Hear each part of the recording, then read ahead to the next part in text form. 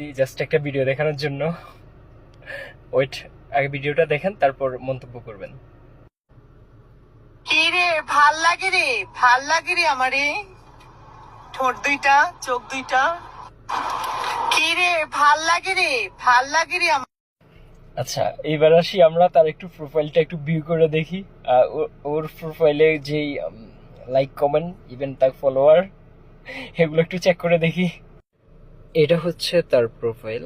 Even এইখানে তার follower 34.9K। Even তার হিউজ পরিমাণ। আচ্ছা যাই হোক, ব্র্যান্ডের মাল। ভাই তুই কোন ব্র্যান্ডের মাল অ্যাকচুয়ালি আমার জানা নাই। যে ছেলেদের যে একটা ব্র্যান্ড থাকে ওইটা তোর আছে কিনা আমারও জানা নাই। আচ্ছা যাই হোক, তার ফার্স্ট ভিডিও ভিউ, ও মাই গড, 1.8 মিলিয়ন।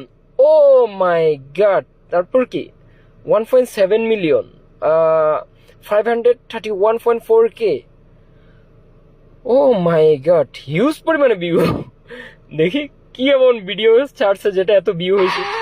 পাখির কোনো দোষ নাই। আচ্ছা আচ্ছা, আসলে আমি আমার পাখিটাকে পোষ মানাইতে পারি নাই।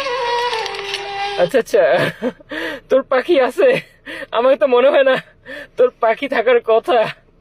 তুই পোষ মানাবি কিভাবে? আচ্ছা যাই হোক, এই হলো অবস্থা।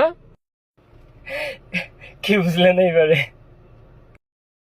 তাকে সবারই ভালো লাগে, তাকে যতজন লাইক করছে। হ্যাঁ ভাই, তোরে সবারই ভালো লাগে। তোরে যতজনে ফলো করছে আর যতজনে তোরে লাইক করছে সবার তোরে ভালো লাগে, সবার। ভাই আমার লাগে না। আর এইদিকে ভাই আমার কারো ভালো লাগে না।